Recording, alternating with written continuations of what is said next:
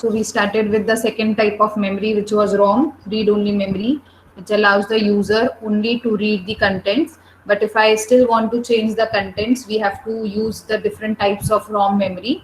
So we had seen three types: PROM, EPROM, and EEPROM, which was programmable read-only memory, erasable programmable read-only memory, and electrically erasable programmable read-only memory. After that, we also saw about the high-speed memories. So we have seen two high-speed memories: the cache memory, which is there inside the processor, or in between your main memory and the processor. Then we had also seen, or just read the name about the second type of memory called as interleaved memory, where the access speed is very high. So it accesses one word, that is 16 bytes in one cycle. So your cache memory and interleaved memory are the two considered to be as a two high speed memories. Then we had seen that whenever a data has to be executed, or whenever a program has to be executed, it has to be brought inside the main memory. From the main memory it is given to the cache, and from the cache the processor will be executing. So when my data goes from main memory to my cache, I have to convert the respective addresses also. So the address of the main memory has to be mapped to the respective address inside the cache memory. So for that we have started with different address mapping techniques. So we had seen the first technique, which was direct mapping. What was happening in the direct mapping was that we calculate the main memory address, or convert the main memory address into the cache address by using a formula: the block number in the main memory mod with the total number of the slots. So when I do this, I get two things: the quotient and the remainder. So the two bits of the remainder, binary two bits of the remainder, are nothing but the set number in your cache memory, and the binary two bits of your quotient are nothing but the tag bits. So this is how you convert your main memory address into your tag bit and your set bit, which together forms your cache memory address. So we had also seen the advantages and disadvantages. That it has disadvantage was it has a very poor ratio, because I have to go and search for the memory block into the go and search for the data or for the block inside the memory by calculating that formula, or by using that formula. So we will be using the second method, which is the fully associative method, or fully associative cache address mapping. Now what does this say? Ma'am, Yes, which is faster, cache or interleaved memory? both are high speed memories, but both are used for two different purpose. Cache is used for normal operations when I'm going to refer to the bits of data, but when my bits of data increases, interleaved memory will be used. So as if you compare in terms of bits, your interleaved memory is much faster, because it is accessing more number of bits of data as compared to your cache memory. So if you compare in terms of bits, it is your interleaved is higher as compared to your cache. Okay. Okay, ma'am. So next we will be seeing is fully associative cache memory address type. What does that say? A fully associative cache permits the data to be stored in any cache block. What was happening in direct mapping? I am not storing it in anywhere. I am storing it in respective cache by respective set number by calculating the address. I cannot store this block B0 anywhere over here. In whichever address after the calculation tells, I have to go and store it there only. But what does fully associative say is that you can store it anywhere in any of the cache memory. Okay. You cannot force each memory address into one particular block. That means you cannot force any particular block to go and store in that particular memory address only. Wherever you wish, wherever you find a space, you can get stored your data in the cache memory. So when the data is fetched from your main memory, it can be placed into any of the unused block inside the cache. So here also we have a main memory in fully associative. We have cache memory also. Now what I'm doing in cache in fully associative is, whichever cache block is empty or whichever is unused, I will be storing that block into that unused set number. That means I am not forcing to first calculate the address and then store into respective address. Okay, if all blocks are already in use, it is usually a best to replace the one which is least recently used, assuming that it hasn't been used in while and you won't be needing it again in any time soon. Now, what does this line mean? Suppose if I have these many number of blocks and only these many sets to store the data. Now if a next bit, say suppose B16 comes, and if I want to store that block 16 or in any of these slots, because what does fully associative say, that you can store anywhere wherever you find space. So when I want to store that block number 16, I will try to store it in S3, sorry, S0. What will I assume? That S0 is full, so you cannot store it in S0. Let us check in S1. So S1 says that I am also full, you cannot store it in me also. Go and check for S2. I will go and check for S2. What will S2 say? That I am also not free and I do not have any space. You please go and check in S3. I will go and check in S3. S3 is also going to tell me the same thing. I am also full. I cannot give you space for storing. So what does this mean? That all of these blocks are filled with these many data. So I cannot store a new block 16. But if such a case occurs, what does fully associative say? That any of the blocks from B0 to B15, which is already stored here, and if it is no longer being used, or if it is never been going to use, you remove that block, create a space, and then store B16. So for example, if I think that B2, or if a system thinks that B2 is not being used for a longer time and it won't be used in future also, so I will replace B2, and whichever set has made a space in B2, which is S2, I will store B16 in S2. Okay, let us see the example with the diagram. What is having? We have a main memory, we have a cache. So if you see the diagram, every arrow is connected to every of the cache. Okay. This second block is connected to every of the block of cache. Again, this third block in main memory is connected to every block in the cache memory. Again, this fourth block of a main memory is connected to every block of the cache memory. So whenever a data comes in the main memory, and if I want to put it in the cache memory, you can go and put it anywhere wherever you find a space. If a space is not there, you check the one which is not used in recent times, and the one which is not used in recent times, you remove that and store it with the new address or with the new data. So let us see with this example. This is my main memory. I have block 0, 1, 2, 3 and so on till FC, FD and FE. Every block has respective addresses from 000 to FFFF. Again from 000 to FFFF. Okay, so what does this block 0 has? It has multiple data into it. Block 1 also has multiple data into it. Now when I want to execute this block 1, I have to bring this block 1 from main memory to cache memory, and from this cache memory it will go to the processor for execution. When I bring it into the cache memory, your cache memory will have a relative tag bits also. It will have relative set numbers also. Now what is this tag bit and set bit? We were calculating this in the direct associative method. Whereas in the fully associative, we are not going to calculate. Why? Because we can store anywhere wherever we find the place. So these addresses are already being returned. Okay, we just have to go and store the data wherever the place is. Okay, now what you can see over here, we have cache block 0, we have cache block 1, we have block 0 and block 1.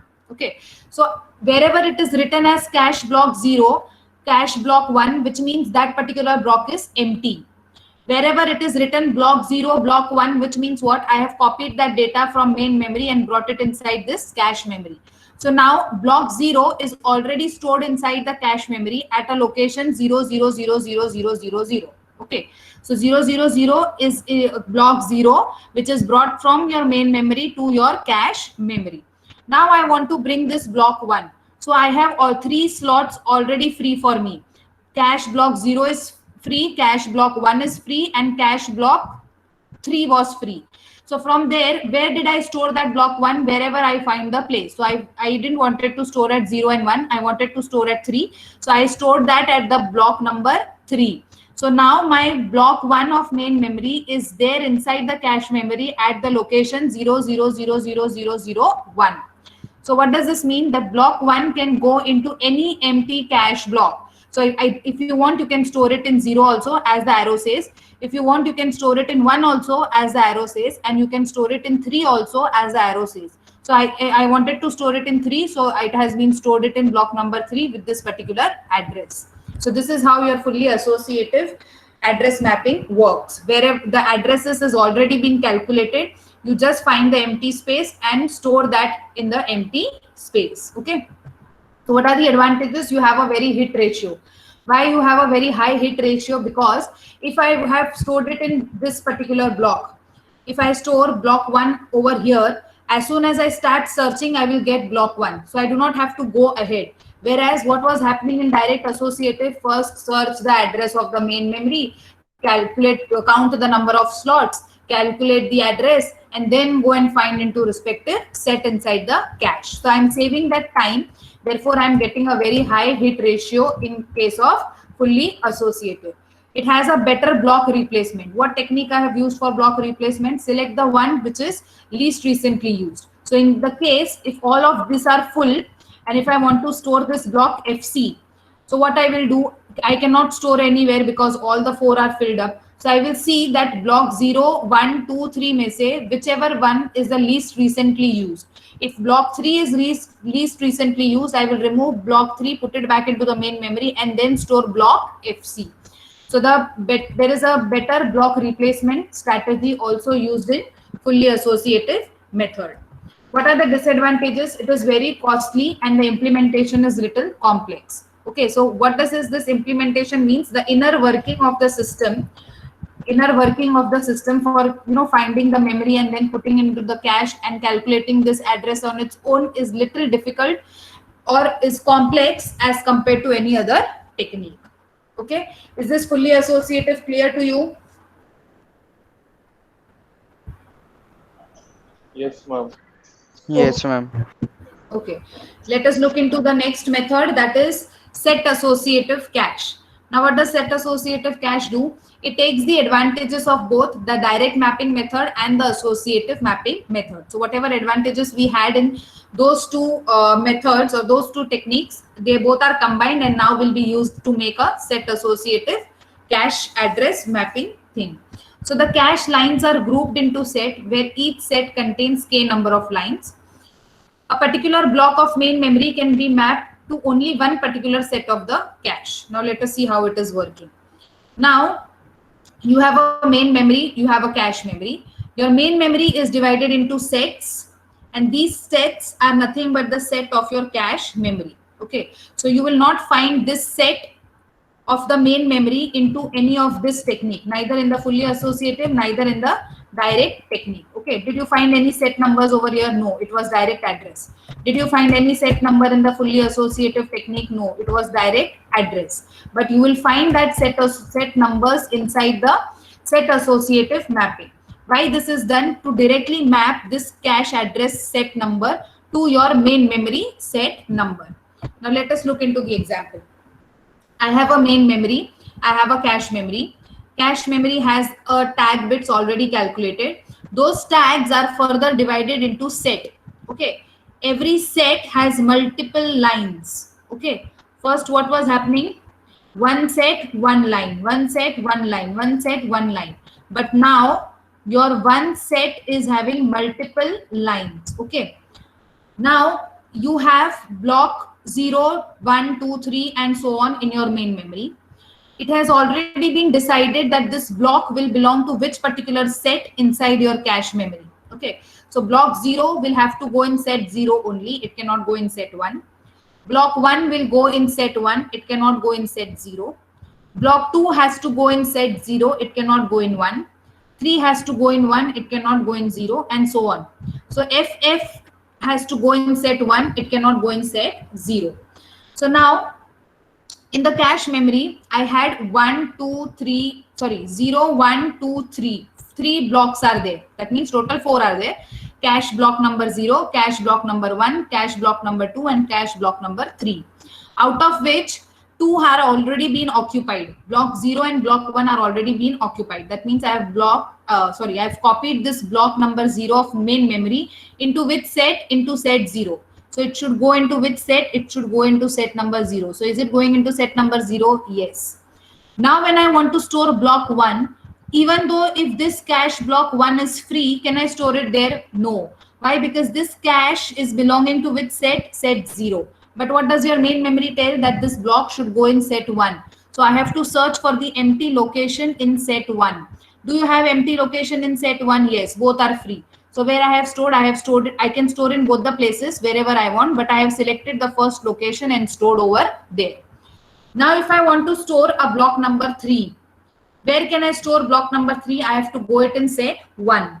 So is set 1 free? Yes, one of the block is free. So I will store block 3 over here. So now set 1 is already occupied with block number 1 and block number 3. Now let us see if I want to store block FD. Where will this FD go? It has to go in set number 1. But when I go and check set number 1, it is already occupied with block number 1 and block number 3. So I do not have space for FD. So what it will do is it will check whether from these two, which is the recently used. So if block 1 is least recently used, I will throw this block 1 back into the main memory and I will replace it with block number FD. Okay, so it is taking the concept of both, that is the direct method also as well as the fully associative method also. Okay, so how is this address calculated in your set associative? This is being calculated by the system itself. It will take these tag bits as it is. It will take the set number from the set number written over here, and it will take the bytes, whichever bytes are or whatever is the data inside this block as it is. So if it has a data 000, it will copy data 000. If it has data 0001, it will copy the data 0001. Okay. So is this understood? Now the same which I explained you previously is explained over here. Block 0 was there in set 0. Block FC was there in set 0. So set 0 was completely filled up. Now when I wanted to store FE in set 0, I checked that both of the blocks are filled up. But to store FE, what did I do? I had replaced block 0 and send it back to the main memory. Why? Because it was least recently used. So the block, whichever is least recently used, will be thrown back inside the main memory and it will be replaced with the one which wants to get executed by the system. Is this clear? Yes, ma'am. So is both the things understood? What do you mean by set associative and what do you mean by fully associative methods? Yes or no? Yes, ma'am. So how have we calculated this address? This address is calculated in 3 different things. The first one is the tag bit, which we copy from the address generated by the system as it is. Second is the set number, which is again given by the system itself. So we'll copy that as it is. Next is the block or line offset, which is nothing but the data inside this block. So if the data is 000, 000 will be copied. If it is 01, 01 will be copied. If it is 23, 23 will be copied. Okay. Is this understood? Yes, So ma'am. Yes, ma'am. yes, ma'am. So we have Yes, seen ma'am. we have seen that what is this block? It is nothing but the data itself. What is this line? It is the data along with a valid bit and a tag bit, out of which the valid bit, if you remember, I have told you if it is 0, there is no data. If it is 1, the data is there. Then we had seen what is the set. Set is nothing but multiple lines are considered to be as set. But if you remember, I had told you that what is this tag bit? This we will be learning little later. So what is tag bit? It is nothing but a portion of a block address range used to identify the main memory block residing inside the cache from the other main memory blocks. So if you see in all the 3 methods, you have this tag bit. What is this tag bit telling? It is telling you that your main memory address is now converted inside the cache memory address, and that address is nothing but identified as the tag bit. Okay, I repeat again. The main memory address, which is converted into the cache memory address, will now be identified inside the cache memory address as the tag bit. Okay, is this tag bit understood to you? Yes, ma'am. Okay, so let us start with the next method or a next memory called as interleaved memory. So what is happening whenever a data from a secondary memory is brought inside the main memory, and when it is given for execution to the cache, so your main memory address is converted into the cache address. And how it is converted? It is converted by using any of these 3 techniques, either the direct mapping method, fully associative method, or a set associative method. Okay. Now let us see the next type of high-speed memory called as interleaved memory. What does this interleaved memory tells? That it is going to access more amount of data or more number of bits as compared to that of your cache memory. Let us see how it is going to divide. Let me read this. It is a technique which divides a memory into number of modules. So your main memory and the address of main memory is going to be divided into, not into blocks anymore. Blocks is in the cache, but when it is interleaved memory, your blocks are replaced with the terms called as modules. Okay. So interleaved memory divides your entire main memory not into the blocks but into the modules. What does that modules have? It will have address as well as it will have some data. Let us see what is the data, what is the address. Now, this is your main memory and this is your interleaved memory. 1, 2, 3, 4 are interleaved memory. Your main memory is divided into 4 modules. So whenever it is divided into 4 modules means what? It is converted into an interleaved memory or it will be used by interleaved memory. What will that interleaved memory have? It will have a data as well as it will have some addresses. Okay. Now, what is this? This is a main memory address, memory location of main memory. So in main memory, data 10 is stored at the location 0000. Data 130 in the main memory is stored at a location 1100. Data 160 in the main memory is stored at the location 1111. Now I have to convert this main memory into interleaved memory by dividing it into respective modules, giving them address and giving the exact data which is there at the same memory location. मतलब अगर इधर 10 in the main memory for 10 is stored at 0000, then in interleaved also it should be stored at the location 0000 only, so that the faster becomes easier. I do not have to faster access of the data becomes easier. I do not have to calculate much more addresses anymore. So for this thing to make this happen, what am I doing is I am dividing my main memory into 2 parts. Main memory ka address, memory address is divided into 2 parts. If you can see the arrows, it is divided into higher order bits. That is, first 2 bits are called as higher order bits, also called as MSB. And your lower 2 bits are called as lower order bits, also called as LSB. Okay? So all of these memory address are divided into 2 things now, MSB and LSB. First 2 numbers will be high order MSB. Last 2 numbers will be low order MSB. Now, how will they get mapped to this modules that we will be seeing?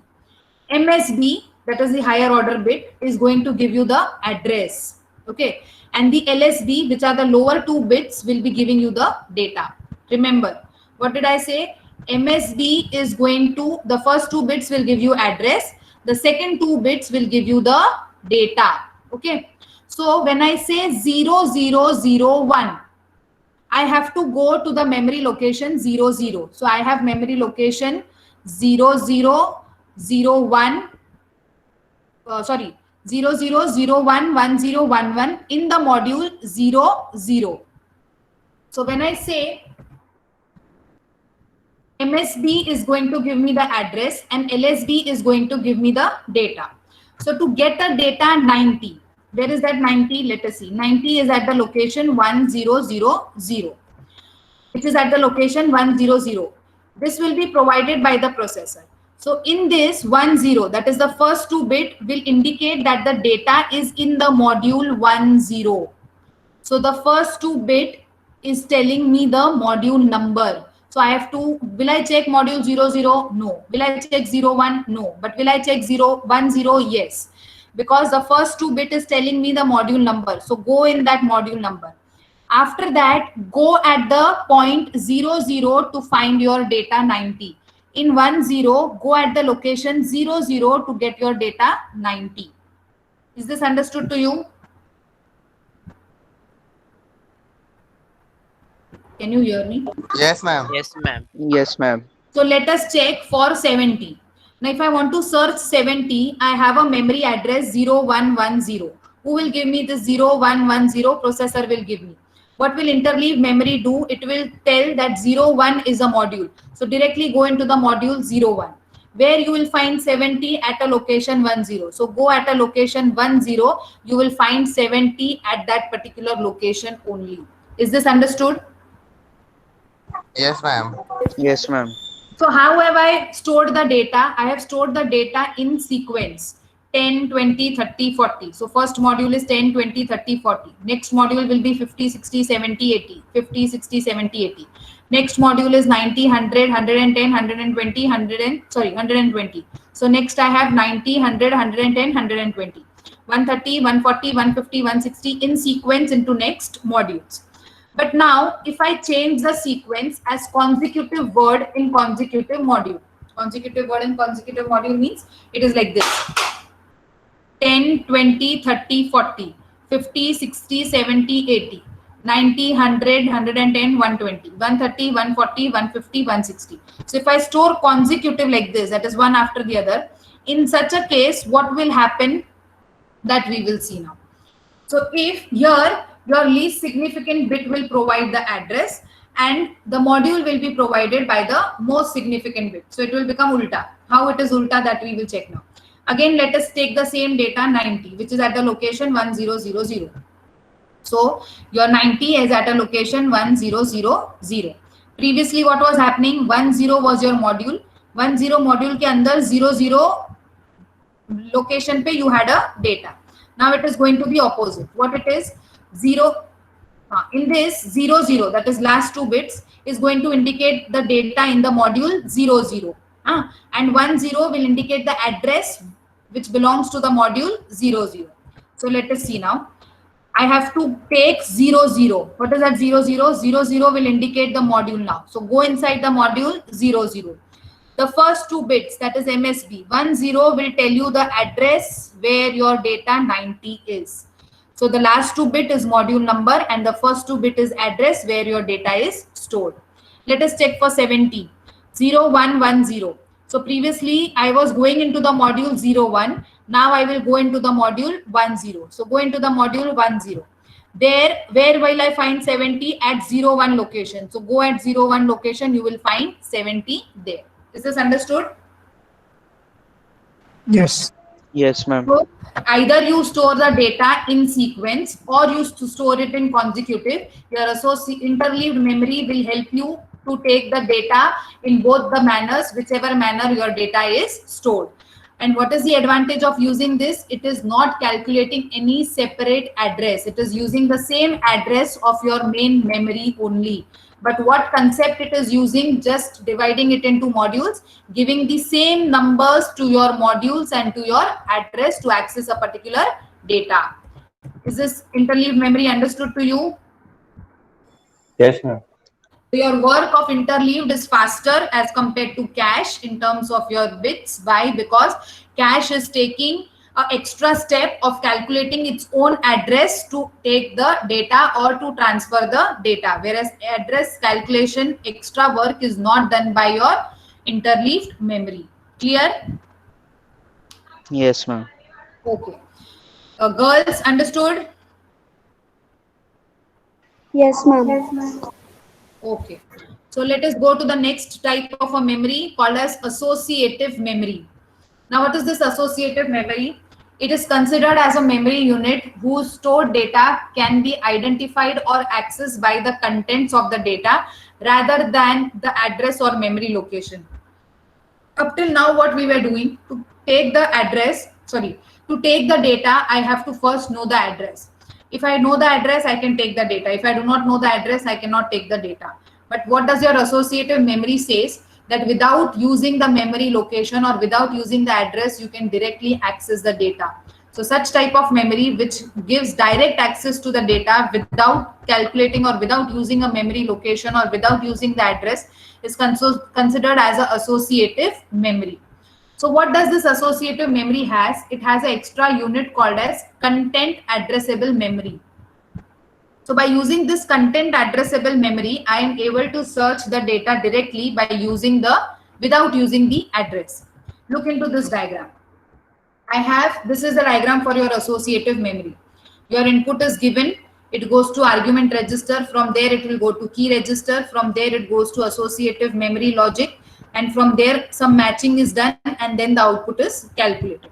So what is happening? Now, what does this memory do? It is searching for the data directly without calculating the address. So what I will give the input? I will give the input directly the data. So suppose let us say that the data is a word called as computer organization. If I have this word to be searched or this data computer organization to be searched, what input I will give? I will give this input to the argument register. So what is to be searched? Search keyword computer organization. What is it? Computer organization is nothing but a data. it will go into this associative memory. What will this associative memory do? It will try to read the data which is given from this input. What is that read? The data to be read, computer organization. It will keep on searching for that word inside its own memory. If the word is found, that means the word is there inside this memory only. So if the word is found, it will give this to a match register. What will this match register do? It will compare this input and the word which has been found inside its own logic. If both the words matches, it will give that output to the user. So what is this associative memory logic? It is nothing but a database where every word which a user wants to be retrieved or wants to be searched is stored over here. If the word is there, it will match that word and give the output. If the word is not there, it will directly not give any kind of output, considering that there is a no proper match found. Okay, so it is like a database. It is searching for that data. If the data is there inside a database, it will give that data. But if the data is not inside the database, it will simply do not give any kind of output. It will just state that the word cannot be searched. Okay, is this understood? Then is Yes, ma'am. associative memory a different one, or it is directly the interleaved? Sorry. associative memory अलग है कि वही है, interleaved ही है, मतलब Associative is separate, interleaved is separate. Interleaved may I am searching for this data 10 through address. But if I want to search same data 10 in associative memory, I will not use this address 000. I will directly give this 10. Data kya hai 10, it will go here, it will search. If 10 is found and if there is same match, 10 will be given as output. But if the match of 10 is not found, it will directly give the output, it is not matched. Both are a type of a memory, but the working is different. One is searching with memory address, one is searching with the data, directly with the data. Okay. Understood? Nishit? yes ma'am, yes ma'am. Okay. Now next and the last topic of fourth chapter is RAID levels. Now what do you mean by RAID level? It stands for redundant array of inexpensive disk. Now what do you mean by array? It is the collection of a data. Okay, that is what do you mean by array? Yes or no? It is a collection of different elements or a collection of different kind of data. Now this technology is used to increase the performance and the reliability of a data storage. So when a data is stored inside the system, if I want to increase the performance of searching that data, I can use these different RAID levels to increase the performance of searching the data inside the data wherever it is stored. So the RAID level consists of 2 or more drives working in parallel. So it looks something like this. I have multiple drives. All the drives are working in parallel and they are like in a form of an array. Therefore, it is considered as redundant array of independent disk or inexpensive disk. Okay. Now, how does this, why they are kept like this, one after the other or in parallel? In order to increase the performance or to increase the parallelism of the system. So if I search for a data, the data might be searched in all of them together or maybe one by one, something like that, to retrieve the data faster to the user. Now, how it is searched, that we will see in the different levels of the RAID.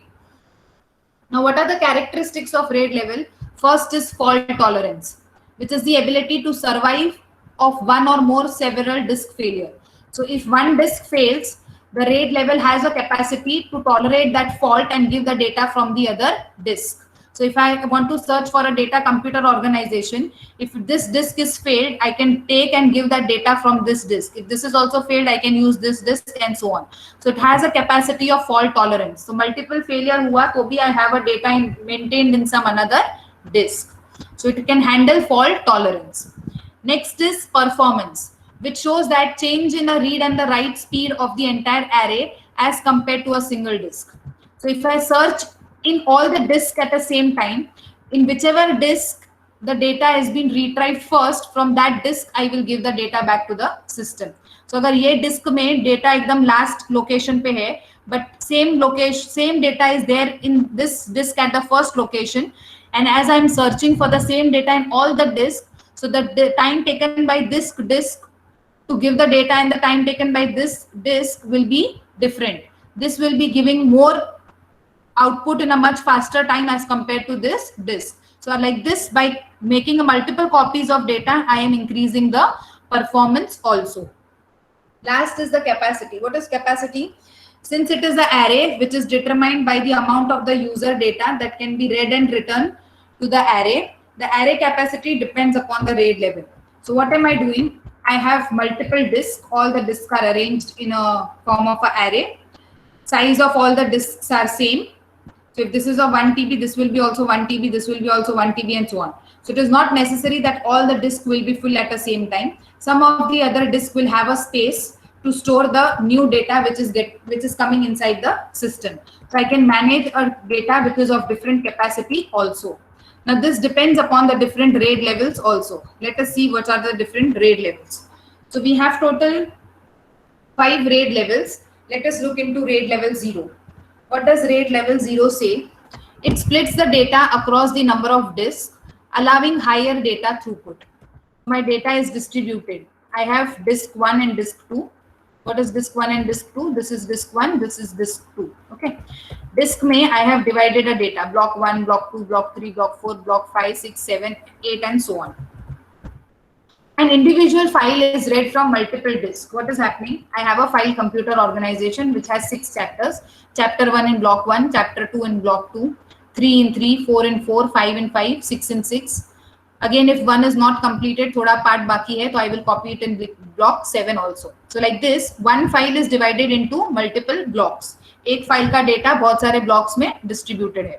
So when I try to access that file, some of the portion will be given from 1, some will be given from 4, some will be given from 5, some will be given from 8, like that, wherever it is stored. No data recovery in case of failure. Now what happens if I do like this, half of the data from 1, half from 5, half from 6, half from 8. So if this disk 2 fails, what will happen? Can I get a complete data whichever I had asked for? No. Why? Because पूरा का पूरा एक ही block में नहीं है, आधा 2 में भी है, 6 में भी है, 8 में भी है. But the 2, 6 and 8 जो disk में है, that disk is completely gone. So can I recover from that data? No. So that is a disadvantage of your RAID level 0. Though I am achieving faster access to the data, but if there is failure into any of the disk, I cannot retrieve the data. So your RAID level 0 is called as disk striping. What does that disk striping means? Your data is striped into various disks, and whenever you ask for the data, in a very less amount of time, that data is given back to the user because it is distributed and parallelly it is accessed. But in case if there is a failure in any of the disks, you cannot retrieve the data back to the user. It will result into a failure.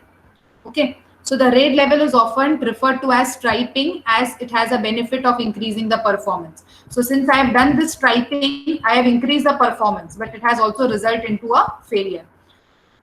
So it does not facilitate any kind of redundancy and fault tolerance. So it does not have fault tolerance. Fault tolerance means I have not copied the same data into any other disk. So even if this fails, I cannot take it from any other disk because I have not copied it to any other disk. Okay. Is your RAID level clear to you? RAID level 0? Yes, ma'am. So I Yes, have ma'am. my data retrieving is faster, but in case there is a failure, I cannot take the data. So this disadvantage was converted into an advantage into RAID level 1. What was happening in RAID level 1? Disk mirroring. Disk mirror means same copy of one disk is made into another disk also. So if you look into the diagram, you have 2 disks. Block 1, whatever is there here is copied here also. Block 2, whatever is copied here is copied here also. Again in 3, original is here, duplicate is here. Again 4, original is here, duplicate is here. So if I want to take a data, the data can be given to the user from 1 also, 3 also, 4 also, wherever it is stored. Now if this disk 1 fails, though I can give my data to the user by using disk 2. Why? Because whatever is there in disk 1, same copy is there in the disk 2 also. Understood? That is what is RAID level 1, and it is called as disk mirroring. Why? Because a mirror or a same copy is being made into a separate disk also. So I can overcome the fault tolerance over here. So which was the fault tolerance which I was not getting in RAID level 0 can now be achieved through RAID level 1. Is this clear? What is RAID level 1? Yes, ma'am. Girls? Girls, are you there? Okay. Yes, Now, ma'am. let us see RAID level 2. Now, what does RAID level 2 means? Redundancy through Hamming code. Redundancy means same copy of a data. That is what is called as redundancy. Redundancy means एक original है और एक backup है. Duplicate is also called as redundancy. So, how am I achieving redundancy in RAID level 2? By using a Hamming code. Now, in CN, when you complete your course, you will be learning this Hamming code. Okay, Hamming code is used to correct a single bit error. What is that error? Whenever there is any communication between two devices, if there is an error in the data transmission, I use this Hamming code to check and recover that error. For example, let us assume that I am a sender and you are a receiver. I have sent you a data 0000. 4 zeros मैंने आपको भेजा है. So what you should receive at your receiving end, all 4 zeros. You should also receive 0000. बराबर? But when you receive the data, you might have received 0001. So to check this, what did I send? All 4 zeros. But what did you receive? 3 0 and a 1, which is wrong. So how do you verify at your end whether the data sent by the sender is received to me as it is or not? You calculate this Hamming code. What this Hamming code does, it checks each and every bit. 0 इधर से भेजा तो उधर 0 मिला क्या? Second इधर से second 0 गया, उधर सेकंड 0 मिला क्या? यहाँ से थर्ड 0 गया, वहां पे थर्ड 0 मिला क्या? यहाँ से फोर्थ 0 गया, बट वहां पे क्या मिला? फोर्थ 0 नहीं, 1 मिला. So by using this Hamming code, it is checking that there is an error in the fourth bit, and by it should be 0, but it is replaced by 1. So like how we have studied algorithm for multiplication and division, same you have an algorithm for Hamming code. So the Hamming code will check the single bit error and it will correct that error which is performed during read and write operations. Okay. So what is this RAID level 2 doing? The RAID level 2 is performing the error checking also whenever the data is transferred. Okay. So look into the diagram.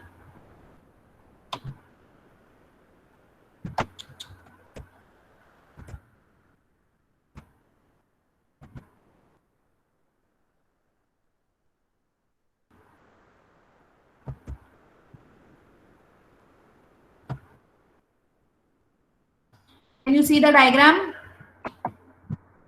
RAID 2 redundancy through Hamming code. Yes or no? Yes, ma'am. So we have total 1, 2, 3, 4, 5, 6, 7 disks, out of which 1, 2, 3, 4 are the original, and the remaining 3 which are gray in color are the backup. Okay, so the data is redundant. ठीक है, जो भी bits है 0, 1, 2, 3 data block number 0, 1, 2, 3 में जो भी data है, I have made a copy of every data in this gray color. Now can you see, I have in the white color there is something written as B0, B1, B2, B3. What are those B0, B1, B2, B3? Those are nothing but the bits. ठीक है, data bits है. Now can you see F0B, F1B, F2B written in the gray color part? That is nothing but the calculation of the error bits. ठीक है, तो अगर B0, the B0 has 000 data, what should be received at the receiver? 0000. So when it is getting received at the receiver, what is this F0 of B doing? F0 of B means nothing but it has calculated the Hamming code and it has checked whether is there any error or not. Even if there are any error, it has corrected the error on its own. So this white part tells you that this is the original data with the original bits into it, and this gray color tells you the same copy of the data is being made and the errors for each and every individual bits are also checked. If at all it had any error, all those errors are also corrected by using the Hamming code. Is this understood? Yes, ma'am. Okay. So that was about RAID level 2. Now let us see what is RAID level 3. What does RAID level 3 say? It is called as bit interleaved parity. Now what is this parity? Parity is also used for checking the correction of the error or not. Okay, अगर number of ones even है तो what should be the parity? Even parity. अगर number of ones odd है तो what should be the parity? Odd parity. So if it is even parity, it is denoted by 1, but if it is odd parity, it is denoted by 0. Are you all aware of this? Yes or no? No, ma'am. Yes. What no? You cannot tell no. If you have paid attention for the third lesson, you cannot say no. I have taught you this. parity bits. If number of ones are even, it is called even parity and it is set to 1. If number of ones are odd, it is called as odd parity and it is set to 0. Do you all know that? Yes or no? Yes, Yes, ma'am. Got it. Remember. Yes. So now see what is happening in RAID 3. Look at the diagram D. RAID 3 bit interleave parity. Now what is this doing? It is having a separate disk which is only storing the parity. I have bit 0 का एक block, bit 1 का एक block, bit 2 का 1 block and bit 3 का 1 block. ठीक है? In all these 4 blocks or all these 4 dabbas, I have a data. What is stored in the 5th dabba? The parity is stored. Parity of what? Parity of all these bits. 0, 1, 2, 3, 4, 5, 6, 7 जितने भी markings है सबका data का checking एक ही disk पे store है. So what will happen if this parity वाला disk fails? What will happen? I will never be able to know कि कौन से bit में कौन सा error था. Will I be able to know any time if I fail? If this entire parity bit वाला डब्बा fails, I will never be able to know. So what is this bit interleave parity means? Every bit का parity is calculated and it is stored inside one block only, and that name of one block is the parity block. But what is the disadvantage? That if the entire parity block fails, I will never come to know that which bit had created the problem, or if I want to know, I have to recalculate the parity again. Is this understood? Yes, ma'am. Okay. So to avoid this problem, what did RAID level 4 do? It created a block level parity. So if you see block level parity, I have block 0 से लेके 15 तक 4 dabbas, and in one dabba I have stored parity, but that parity is not bit wise, it is block wise. Block 0, 1, 2, 3 का एक ही साथ stored है from P0 to 3. Block 4, 5, 6, 7 का एक ही साथ stored है from P4 to P7. 8, 9, 10, 11 का एक ही साथ stored है from 8 to 11. And 12, 13, 14, 15 का एक ही साथ stored है from P12 to P15. But here again, if this parity वाला डब्बा fails, what will happen? I have to calculate the parity again. But if, what is the advantage of doing this block level parity? If there is a failure in block 1, will I be able to identify it very easily? Yes. How? Because I will go to this P0 to P3 only. I will not touch P4 to 7, 8 to 11 and 12 to 15. So this, by using this block level parity, I am avoiding the mistakes, or I can able to easily identify the errors which are happening at the individual blocks. But again, the disadvantage remains the same. If this entire parity ka dabba is lost, or if it is failed, I have to recalculate the parity again. Okay, yes or no? Is this understood? Yes, ma'am. Yes, ma'am. Give me a minute. Huh?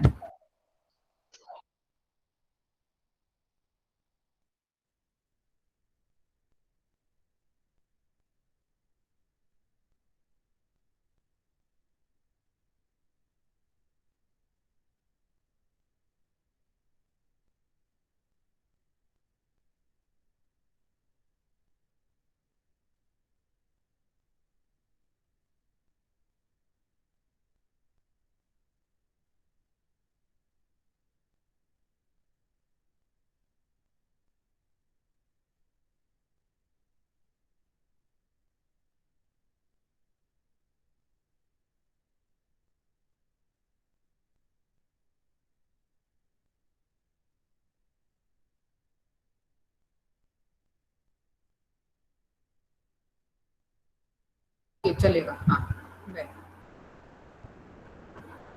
Okay, so is this understood to you? Yes, ma'am. Okay, so now let us see what is happening in RAID level 5.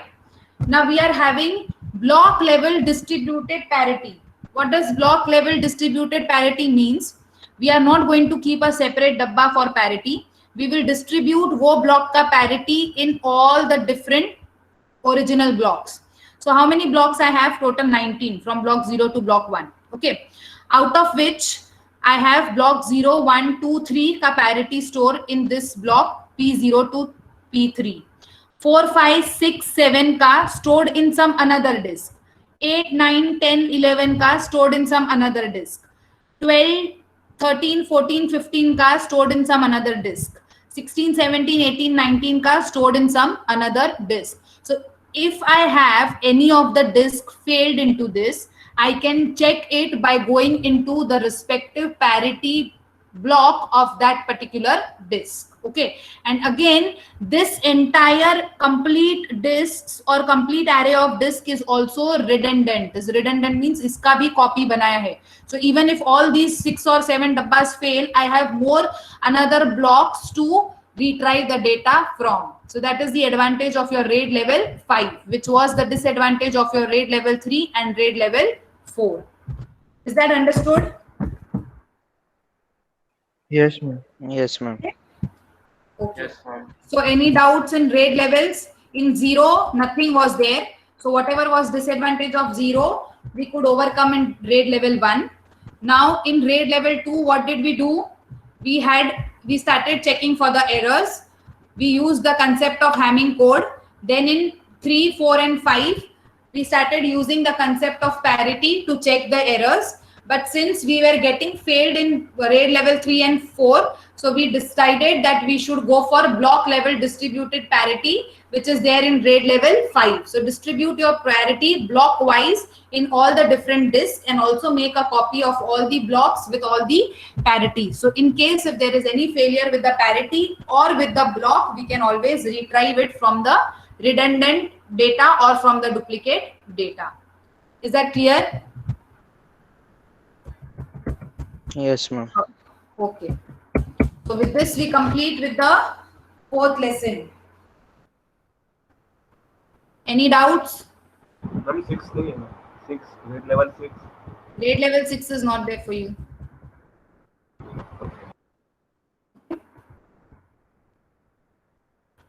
Any more doubts?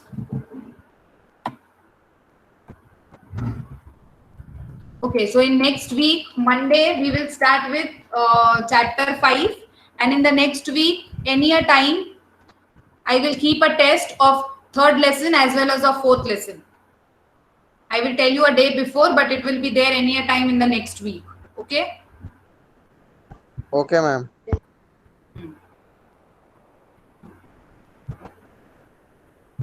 Give your attendance.